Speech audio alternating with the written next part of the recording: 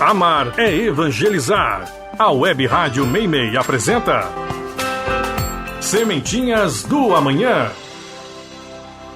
Muito bem, bom dia para você que está com a gente, bom dia para todo mundo que se conecta com a gente na Web Rádio Meimei. Bom dia, amar é evangelizar, evangelizar também é amar muito, né? As crianças, está começando mais uma edição com você do Sementinhas do Amanhã, hoje domingo, dia 27 de outubro de 2024 e vamos juntos, né? Com muita informação boa, o pessoal está por aqui e vamos convidar, já vamos começar com ela, Mariana Bonini. Bom dia, Mari.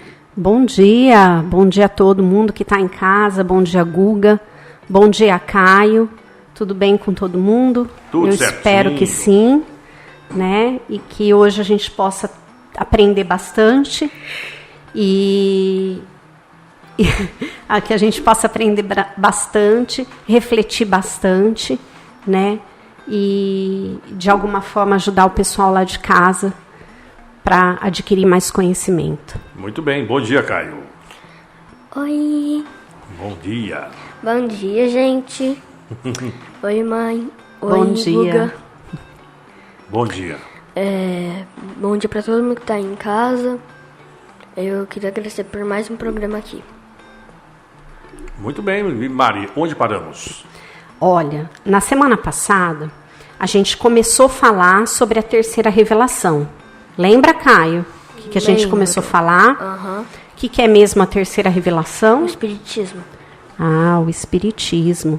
E a gente falou que o Espiritismo é uma ciência, uma religião e uma filosofia também, né? Ele é alicerçado nessas três bases. É a única religião que tem... que é aliada à ciência, né? Isso é uma dádiva. A gente também falou dos princípios básicos do Espiritismo. Quantos são mesmo, Caio? Você lembra? 9. São 9. Você lembra algum assim de cabeça? Existência de Deus. Existência de Moral Deus. de Jesus. Moral de Jesus. Reencarnação. Reencarnação. Imortalidade da alma. Imortalidade da alma. Pluralidade. Pluralidade dos mundos habitados. Isso. Reencarnação já foi. Como é? Evolução. Evolução. Comunicabilidade dos espíritos. Foram quantos?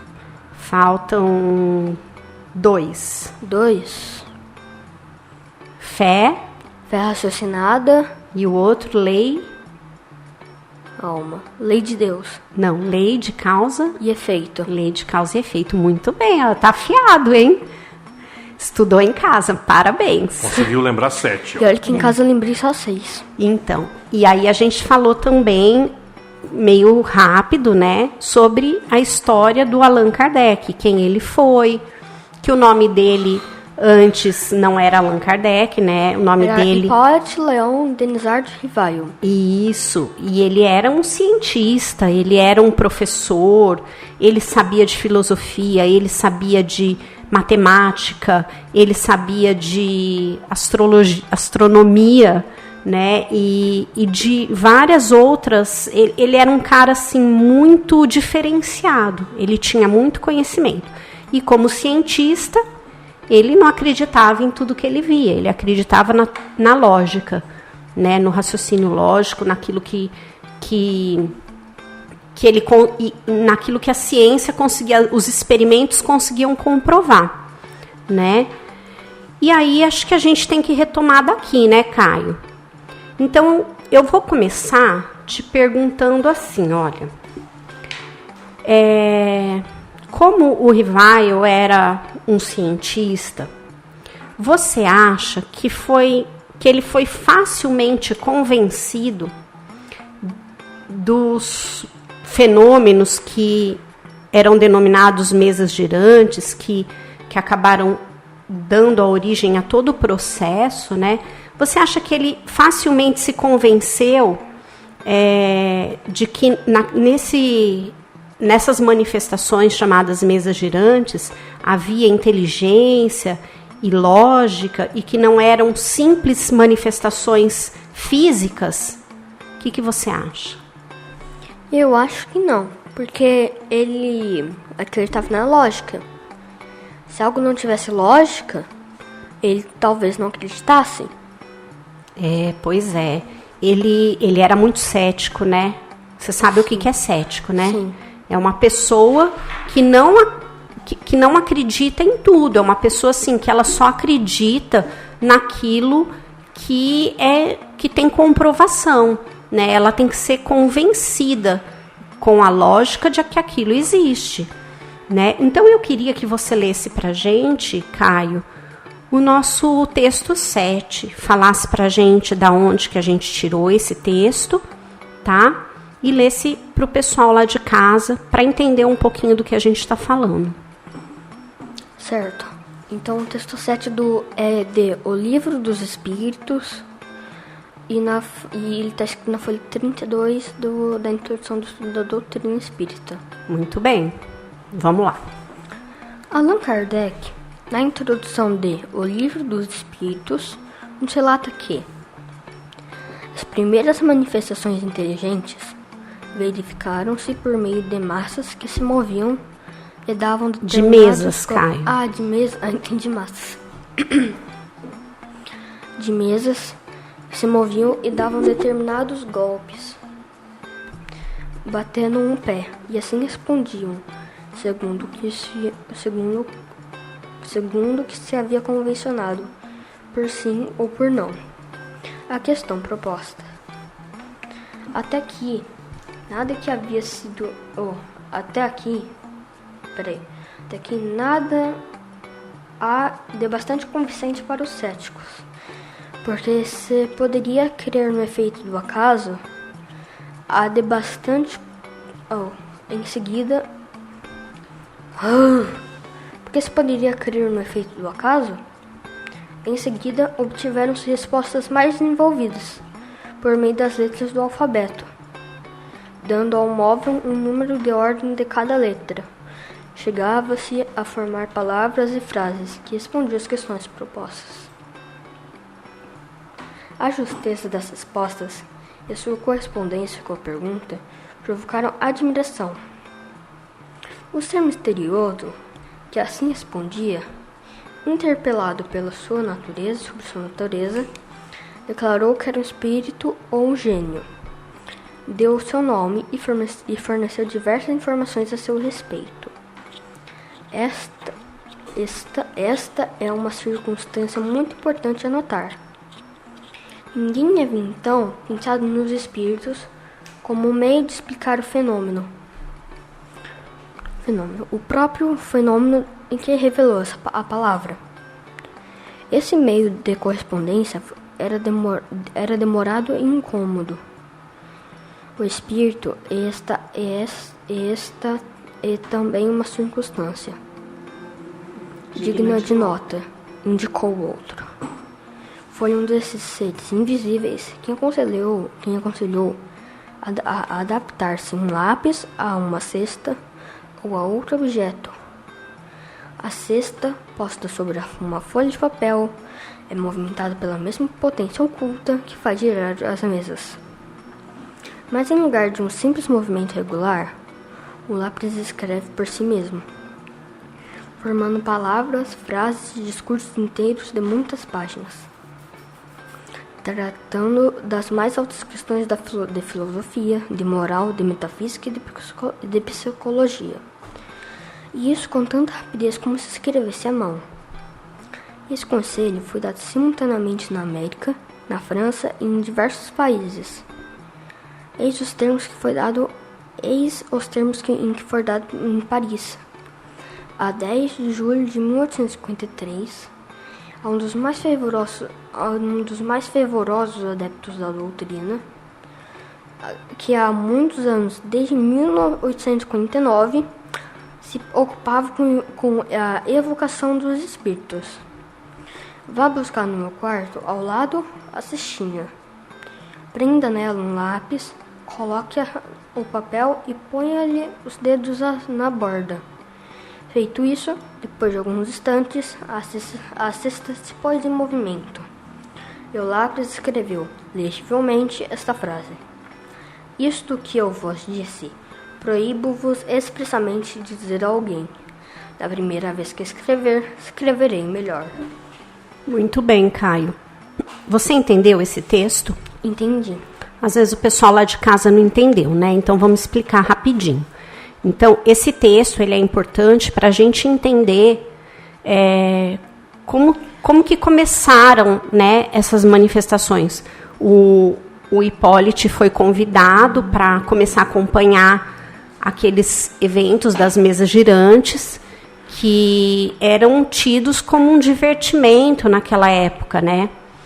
E aí, num determinado momento, eles começaram a colocar letras, né, sobre a mesa, e aí eles movimentavam algum objeto, se movia, indicando as letras e ia formando as palavras. Mas isso era um processo muito lento, né? E o Hipólito ali acompanhando aquilo tudo. E numa das vezes, aquele espírito que estava ali se manifestando, que se designou como espírito, né, ou um gênio, ele falou para um dos adeptos, um adepto bem fervoroso, né, uma pessoa assim bem fiel, que sempre estava ali naquele trabalho de evocação dos espíritos. Ele deu a ideia de se prender um lápis a uma cesta. E aí como que foi? Essa ideia surgiu do nada? Mais ou menos assim. O espírito falou assim para ele: vai ali no quarto ao lado, pega aquela cestinha que está ali, que ninguém sabia que estava ali, né? É só o dono da casa. Você vai ali, pega aquela cestinha, você vai amarrar na cestinha um lápis e vai pôr sobre uma folha. E aí, de repente, isso foi feito e de repente aquele lápis começou a escrever, sem ninguém pôr a mão. A pessoa só estava segurando a folha com a pontinha do dedo assim, ó.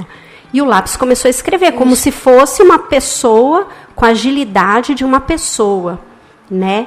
E começou a escrever. E aí, outros espíritos vieram. Então, o Hipólito viu isso, começou a acompanhar. E aí, a partir daí, ele começou a entender que tinha uma inteligência por trás daquilo ali, que não era brincadeira, né? Que tinha lógica. A pessoa, o espírito que estava se manifestando ali, se identificou, falou coisas a respeito da vida delas e falou: ó, isso aqui que eu estou falando para você, você está proibido de contar para qualquer pessoa, né? Eu estou escrevendo agora e da próxima vez vai vir melhor, né? Então foi assim, visualizando essa experiência e vendo que tudo que aquele espírito contou sobre ele depois foi confirmado, e isso se seguiu nas outras manifestações que foram tendo, e aí o Hipólito começou a fazer perguntas. E ele começou a perceber que essas perguntas tinham a mesma resposta, ainda que feitas em lugares diferentes, em dias diferentes, para espíritos diferentes. Então isso tudo tinha uma lógica. E por que é importante a gente entender tudo isso? Não sei. Não sabe? Porque o Hipólito era um cientista. E se não tivesse lógica, ele jamais ia conseguir aceitar que isso fosse verdade, né? Então é para a gente... Isso é o princípio de demonstrar a parte científica que a doutrina espírita carrega com ela, certo? Agora sim, a gente entendeu que a terceira revelação é o Espiritismo, certo? Sim. Mas Jesus já tinha vindo para a Terra, já tinha nos ensinado as leis de Deus. Por que precisou acontecer a terceira revelação? E outra, por que essa terceira revelação, o Espiritismo, só conseguiu surgir, só pôde surgir 1857 anos depois do nascimento de Jesus? Você sabe me responder isso? Sei. Então responde para o pessoal lá de casa. Na época de Jesus, não... Responde a primeira pergunta. Qual era mesmo? Esqueci agora. Se Jesus já tinha trazido os ensinamentos de Deus, por que ele precisava da terceira revelação? Por que não bastou a vinda de Jesus na Terra e os ensinamentos que ele deixou? Porque as pessoas daquela época não eram estudadas, então a maioria não entendia o que Jesus falava. Aí precisou da terceira revelação para elas conseguirem entender. Jesus tentava falar por parábolas, né? Mas nem todo mundo entendia. Que eram, assim, nas parábolas ele punha os ensinamentos de Deus de uma forma contextualizada com o que acontecia na época, com o que aquela comunidade vivia, né?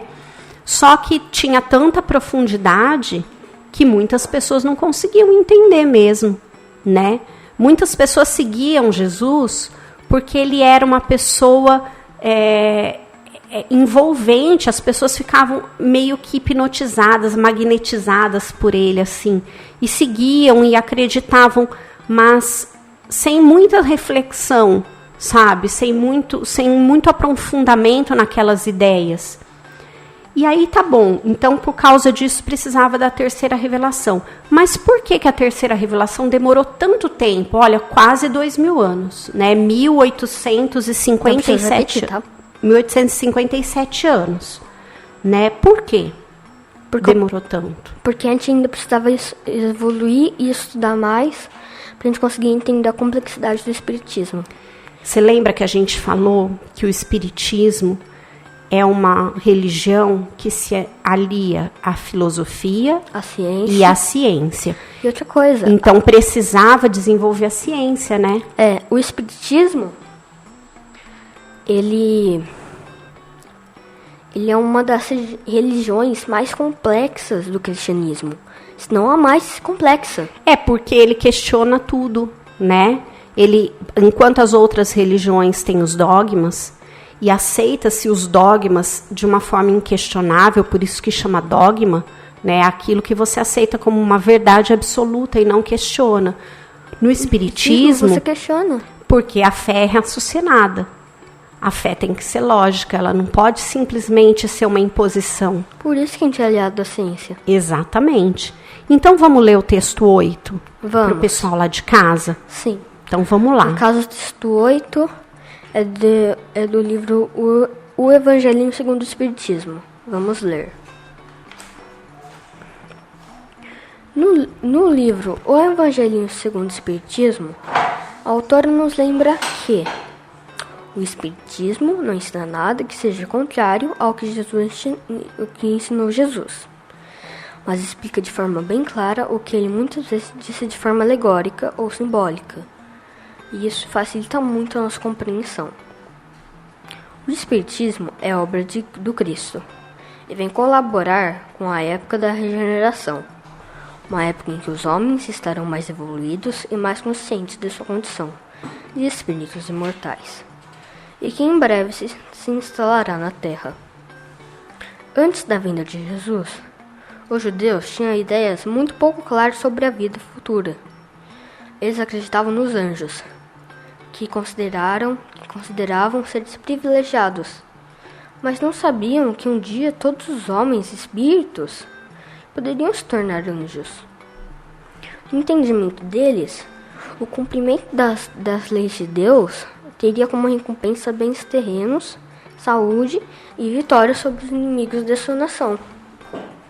Quando havia derrotas e calamidades, elas eram consideradas como um castigo por não terem sido obedecidas às leis de Deus. Moisés, na verdade, era pastor de um povo ignorante, que ainda tentava compreender os acontecimentos da vida através dos sucessos ou fracassos materiais. Só mais tarde veio a revelação de que há outra vida, onde os bons encontrarão suas recompensas e que essas recompensas não são materiais e não estão na terra. E foi exatamente por causa dessa mentalidade, ainda muito atrasada da época, que Jesus não pôde revelar tudo, apresentando a vida futura apenas como uma lei da natureza, a que ninguém poderia fugir. A ideia que se fazia dessa vida futura era, porém, ainda vaga. O Espiritismo veio completar o ensino do Cristo, acompanhando o amadurecimento da humanidade com o Espiritismo. A vida futura é vista como uma realidade concreta. Os Espíritos descrevem as regiões que habitam com riqueza de detalhes. Relatam que há regiões felizes e infelizes para onde vão as pessoas, de acordo com suas atitudes na Terra, o que nos mostra com clareza a existência da justiça divina. Muito bem, Caio. Então, a gente vê aqui realmente contado de uma forma assim bem simples, né? Que antes da época de Jesus, né, na época de Moisés, o povo era muito ignorante. Então, se na época de Jesus o povo não era estudado, imagina na época de Moisés, né? O povo era muito ignorante. Então, naquela época, qualquer coisa que acontecesse de ruim era vista como um castigo divino. Ah, você não cumpriu os mandamentos de Deus, né, as leis de Deus, então Deus está te punindo, está te castigando. Lembra, a ideia que existia era de um Deus punitivo, um Deus vingativo, né? Justiceiro, né? Justiceiro, aquele que você tem que ser temente, né? Sabe aquela frase assim, você é temente a Deus? Por que a gente tem que ser temente a Deus? Você acha que Deus, que é nosso Criador, vai querer o nosso mal? Ou ele é um vilão assim, muito bravo, muito rigoroso, que nos pune se a gente sair do trilho, né? Ele não pune a gente. E foi isso que Jesus veio ensinar. E depois precisou vir a doutrina espírita para esclarecer as coisas, para esmiuçar, sabe? Mas aí você fala assim, mas como que foi feito isso? Por quê? Como que a gente sabe que quem falou as coisas que o Kardec escreveu eram espíritos evoluídos? Você já se perguntou isso? Nossa, no começo eu me perguntei muito, Guga, sobre isso. Sobre o quê? Como que a gente pode afirmar que os espíritos que deram todas as comunicações para o Allan Kardec e que levaram ele a fazer toda a codificação, que é base da doutrina, como que a gente pode saber que eles eram evoluídos? Como que você acha que a gente pode saber? Porque tem espíritos evoluídos e espíritos que não são evoluídos. E nenhum espírito que se manifesta vem com uma plaquinha, né? Eu sou evoluído, eu não sou evoluído, né? Então, como que o Kardec conseguiu verificar que aqueles espíritos eram evoluídos? Como que você acha? Não sei. No que ele se baseou? Afinal, ele era um cientista, Sim. né? Você sabe no que ele se baseou? Lógica. Na lógica. E em tudo aquilo que Jesus já tinha ensinado. 1857 anos antes, né? Porque quando um espírito fala uma coisa e aquilo de alguma forma não corresponde ao que Jesus ensinou, significa que aquele espírito não é evoluído, não tem evolução suficiente para direcionar ou nos dar alguma orientação. Concorda? Mariana, eu vou te corrigir um momentinho aqui. Foi 1827 anos atrás. Ah, né? Porque Jesus começou a pregar com 30 anos. Verdade, mais ou menos, né? Tá certo. Desculpa meu lapso. Então, mas é uma forma só da gente contar, né, Caio? Sem o preciosismo do tempo exato, né? O que importa aqui é isso. O Kardec, ele analisava o conteúdo das manifestações. E você sabe que isso é usado até hoje, né, Guga? Pra gente, nos trabalhos mediúnicos, se manifestam todo tipo de espírito, né? Então, esse critério de avaliação daquilo que foi dito, ele tem que ser constante, né? Essa fé raciocinada, ela tem que ser constante, porque se não tiver lógica e se tiver alguma contradição com o que Jesus ensinou, a gente não pode entender como uma ideia evoluída, como uma contribuição para o nosso aprimoramento e nem como uma mensagem que deva ser considerada. Certo, Caio? Sim. Muito bem. Então, é isso, né? A gente fica hoje essa reflexão para o pessoal lá de casa, né?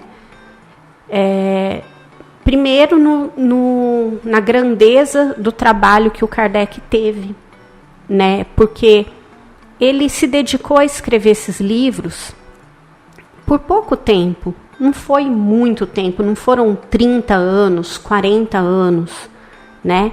Ele começou a participar dessas reuniões, participou por um tempo, depois ele começou a escrever, e aí foram alguns anos, eu não me lembro exatamente se foram 6, mas foram poucos anos até que ele desencarnou, né? Tem muita gente que acha que ele já fez tudo em 57, mas não, começou antes. Preparou, analisou, juntou documentos. Juntou, né? separou por assunto,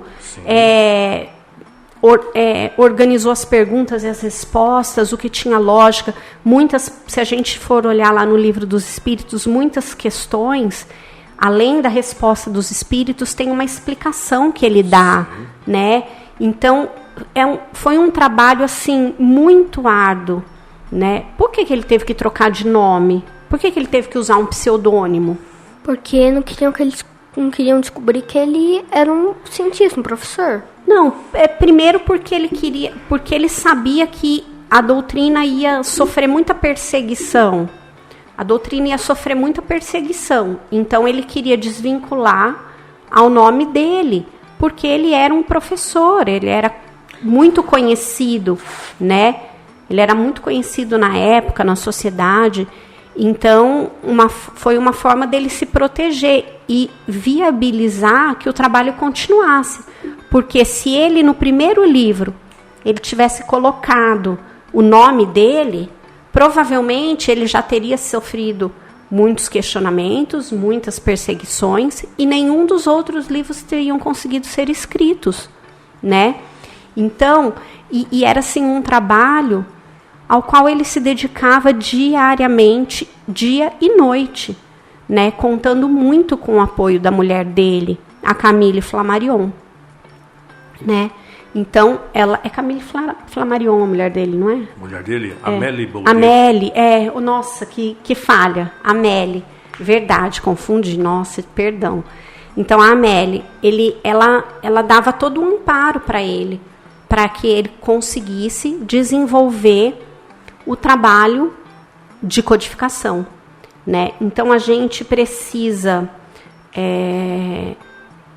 quando a gente vai ler um livro da doutrina, antes de tudo, a gente precisa ter muito respeito com o que foi feito ali, né? Com toda a dedicação, com todo o trabalho. E você vê assim, quanto sacrifício ele fez para que a terceira revelação pudesse vir à tona, né? E toda a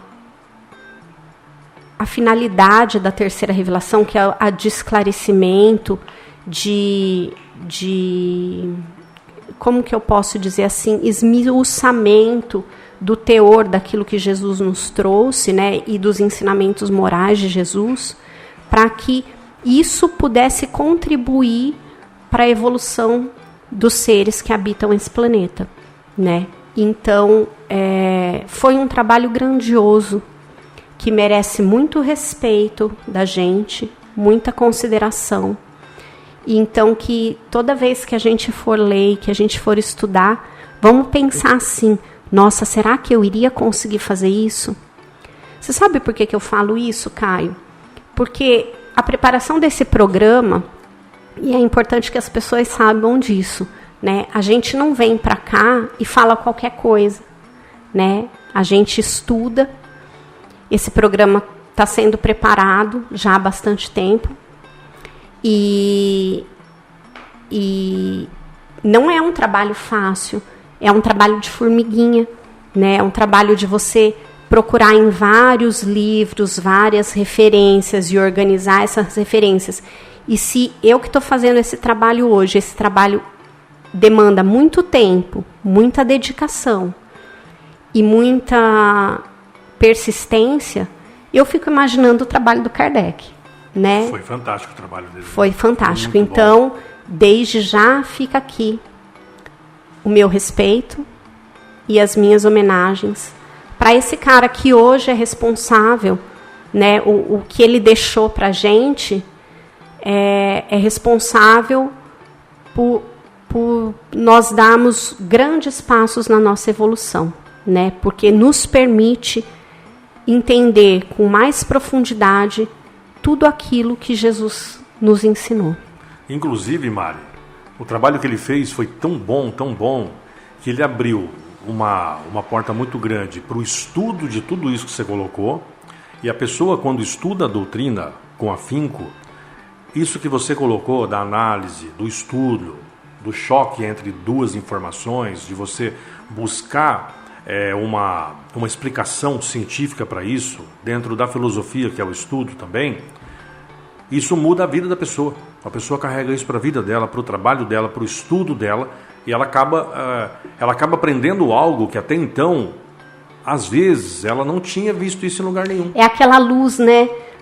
É como se acendesse Sabe aquela imagem que tinha nos gibis antigamente, que fazia uma lâmpadazinha em cima da cabeça? É essa sensação, assim, quando você lê e você consegue entender o negócio e fala assim, então é isso que significa, é isso que queria dizer, é nisso que eu tenho que me focar, né? E olha, você vê, passaram-se 2000 anos da época de Jesus, e quanto a gente ainda tem dificuldade. Se passaram quantos anos da codificação? Né? Quase 80 anos, é isso? Eu sou meio ruim de matemática, a codificação? Né? Não, como diz o Caio, né, Caio? Quanto tempo 70 faz, Caio? anos, 160, aí? Né, Caio? Quando que foi a codificação? Mais de 150 anos. Quando que foi a codificação? 1857. 1857. Sou péssima de conta. Mais de 150 anos, né? E você vê, em mais de 150 anos, a gente ainda tem o que aprender, a gente ainda tem muito esclarecimento, muita confusão, a gente ainda interpreta as coisas erradas, né? Então, como isso tudo foi importante, né? Eu peço 1000 desculpas pelos meus erros matemáticos aqui, pela minha confusão do nome da mulher do 187 anos. Do Allan Kardec. Eu acho. Mas assim, o que importa é assim, que no decorrer desse tempo, todos os esclarecimentos que os espíritos vieram nos trazer, eles são atuais, né? Eles continuam válidos. Então é isso que a gente tem que tomar para a vida da gente, né? E para a gente entender e a partir daqui a gente conseguir valorar e valorizar cada coisa que foi feita no trabalho de codificação e cada transformação que isso provoca nas nossas vidas. Certo, Caio? Sim. Então tá. Então vamos encerrar por hoje? Vamos. Vamos? Então despede do pessoal. Convido o pessoal para a semana que vem. Tchau, gente. Eu queria agradecer por esse programa. Queria que vocês viessem semana que vem, no domingo. E eu queria agradecer a todo mundo que ouviu esse programa. Que Deus abençoe vocês. Tchau. Muito bem. Mãe. Tchau, Guga. Valeu. Eu também queria me despedir de todo mundo de casa. Agradecer a companhia de todos. E agradecer a Jesus por essa oportunidade de estarmos aqui reunidos em seu nome. Quando 2 ou mais pessoas se reúnem em seu nome, Ele está presente. Então, agradecer sua presença aqui, o amparo da espiritualidade, e que todos em casa possam receber toda essa energia, todas essas bênçãos, que tenhamos uma semana maravilhosa e que possamos nos encontrar semana que vem para mais um programa Sementinhas do Amanhã. Isso aí. Então vamos lá. Só para fechar, então, 167 anos. 167 anos. Obrigada pela calculadora. Codificação. A calculadora vai trabalhando aqui, porque essas horas o Tico-Teco não tá muito bem acordado ainda. Domingo, né, de manhã. Muito bem. Gente, obrigado pelo carinho. Lembrando, hein? Você vai poder conferir, ouvir mais uma vez esse programa através do Spotify, tá? As nossas plataformas digitais. Obrigado, um grande abraço. Esse foi mais um Sementinhas do Amanhã. Vamos encerrando com o grupo Evangelizar é Amar, de peito aberto. Valeu, gente, obrigado. Um ótimo dia para você. Com Deus no coração. A gente se fala no próximo domingo. Que Deus abençoe seu dia.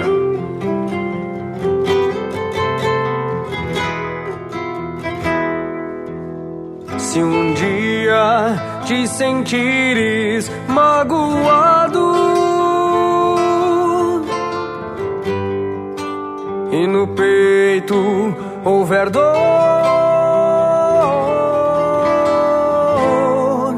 basta crer que numa prece forte luz a terra desce como um halo protetor,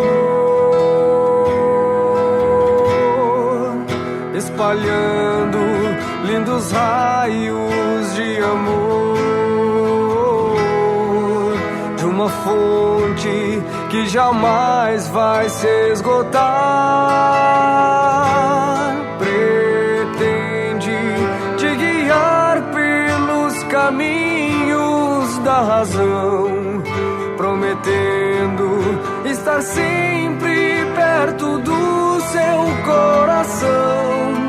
Quando a sombra da tristeza te encobrir, feche os olhos, ore a Deus pra lhe pedir que te dê força e coragem, harmonia, amor e fé, pra venceres tuas provas, enfrentar o que vier.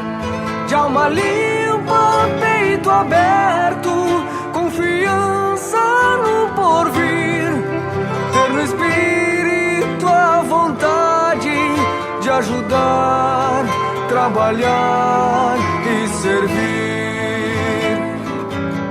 Mergulharás então no mar de paz interior, sem hora certa ou lugar, bênçãos virão em seu favor, pois tudo que tens se vai, tão logo deixa de existir.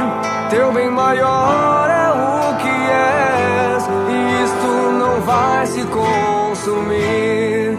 Isto não vai sumir, não vai sumir, não vai. Isto não vai sumir, não vai sumir, não.